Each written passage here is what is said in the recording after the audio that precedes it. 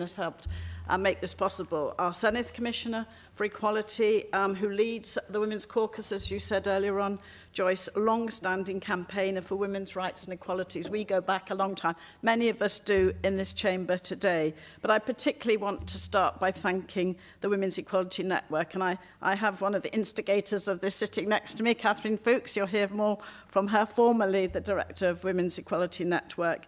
And thank Elect Her for organising this event. And great to hear from Ellen Jones, Llywydd. She gave us access to this chamber. It's good having a woman in charge, isn't it, at that level?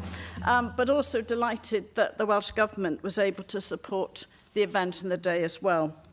So it is a priority for me, for Welsh Government, and for me personally, to ensure diversity of representation in all aspects of public life. We're here today to look to how the Senedd could look in the future. Wouldn't it be wonderful it looked like this? But, you know, we also need to think of all aspects of public and life and business and third sector. We need more women in it to be represented everywhere. But today we're looking at Elect Her, we're looking at the Senedd, we're looking at how we are making progress, but not enough. We're not yet truly reflective of our gender balance that we did get in 2003. And our diverse communities in Wales are not represented here sufficiently. And as Ellen said, we want the Senedd to be more equal, more diverse and more inclusive. But at every level, we must represent the diverse range of people and communities of Wales that we're here to serve.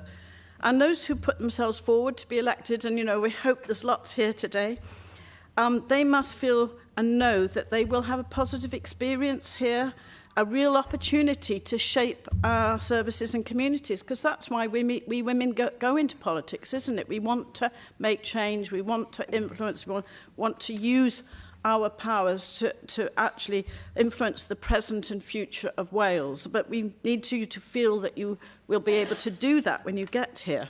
Now, there's some really important factors and routes to this. I want to thank the Equal Power, Equal Voice Mentoring Programme, the coalition of partners who run it. Some of you have benefited from it, of course, led by Wen Wales, but real example of how this can work in practice, that we've supported helped fund the programme.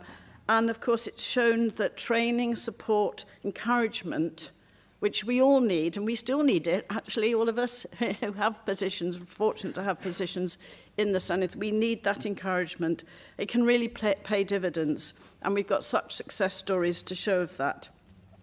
And I've been a mentor, but I've learnt so much from the mentees who I've been able to engage with, but we can use that opportunity, those of us who have had responsibilities, to alert our mentees to the challenges, personal as well as political, which you will have many questions about. Just really important for us who have the privilege of power and influence, and I say that at every level of government, because there are be members and women in local government who are thinking about moving forward and becoming part of the Senedd as well, that you feel that actually you will be supported, that you will be able to use your great skills, your experience, your life experience when you get here and when you're part of us. So just a quick word from me about the fact that, as I said, we are still trying to get more women and more diversity into our public boards. We had a fantastic report 3 years ago, published just before the pandemic. Usha Ladwa-Thomas, who took the lead on this, and she did a report on public appointments and the lack of reflection of diversity in our public appointments. It was called Reflecting Wales in Running Wales. That's a great title, isn't it? That's what the Senedd should be like, reflecting Wales in running Wales and our governments at every level. So I'm going to be meeting with the chairs of our public bodies soon and give them a strong message that it's not good enough and we need you to be able to get in there. So the 18th of September, Welsh Government introduced the Senedd Cymru Members and Elections Bill. And before the end of the year, we're going to introduce a bill to implement gender quotas for Senedd elections, looking to make the Senedd a more effective legislature for and behalf of the people of Wales. And the Senedd Cymru Members Elections Bills and the legislation on gender equalities, I'm sure you'll have more discussions about this, will enable us to deliver on the recommendations of the Senedd Special Purposes Committee on Senedd Reform. And of course, this legislation will be able to us to look at ways in which we can ensure that practicality and legislative implications of things like job sharing, for example, for Senedd members can be considered. And we've got some really great experts, haven't we? All of you here are experts in your own way, but an expert panel on electoral reform, the Senedd Committee on Reform, showing, for example, that job sharing has the potential to make elected office more accessible to more people, lead to a more diverse range of candidates, including women. So thank you for all of those who are contributing. Sometimes it's tough because you feel you're banging on a wall. Well, it shouldn't be. That wall is breaking down. You are making the influence, you are making the change, but you have to speak up all the time. So we're taking ways in which we can actually get more information available. Data is very important in terms of understanding the diversity of Senedd candidates, similar to that which is available for local government candidates as well.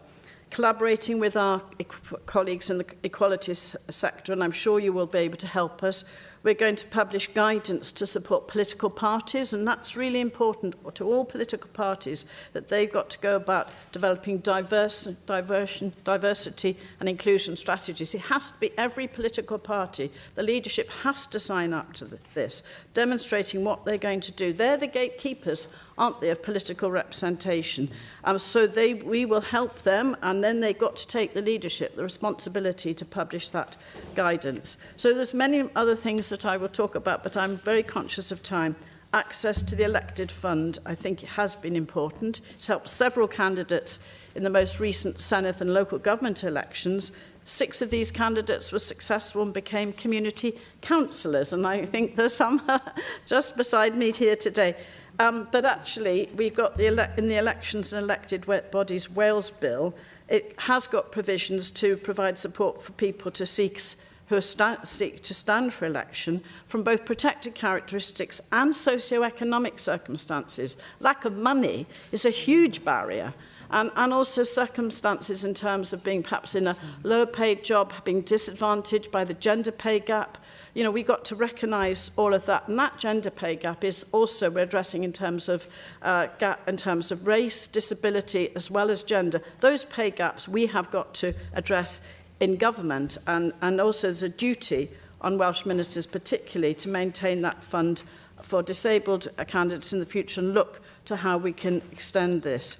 So I'm just going to finish by saying that there's why are we all here and why have we got into politics, and what can we do? I mean, at the moment, as Minister for Social Justice, we're learning a lot about how we can bring together our Gender Equality Action Plan, our Anti-Racist Wales Action Plan, our Action on Disability, our Right to Living Independent Living Framework, the LGBTQ+ Action Plan.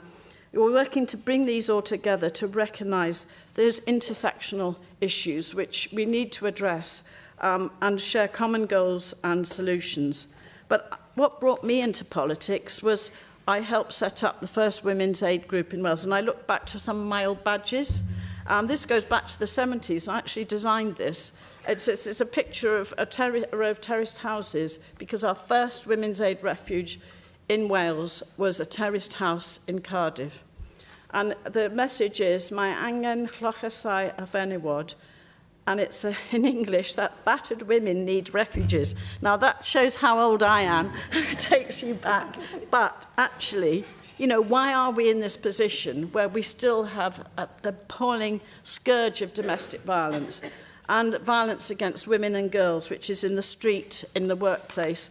So we've now extended our strategy across all of those areas of life for women and girls. I never set out to become a minister in my working life, but through setting up Women's Aid, campaigning for social justice, I was persuaded to stand to be a councillor, to pursue my causes within the system, to try and influence from within.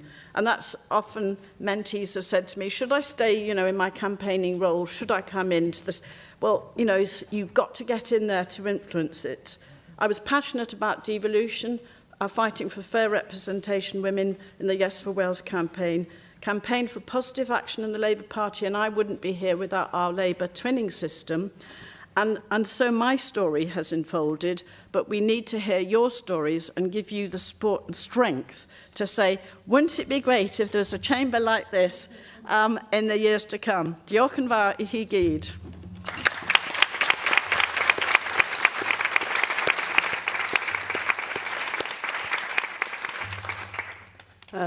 Thank you, Jane. Now it's my great pleasure to introduce Sarah Pickard. And Councillor Sarah Pickard is a community councillor in Pentrich Community Council, first elected 13 years ago, so she knows her way around that now. And one of a very few vocal elected people asking for equality within all spheres of life, and I think is well known to all of us. Over to you, Sarah. Thank you, Joyce. So good morning, everybody. Bore da. My name is Sarah Pickard, and I'm so delighted to have been asked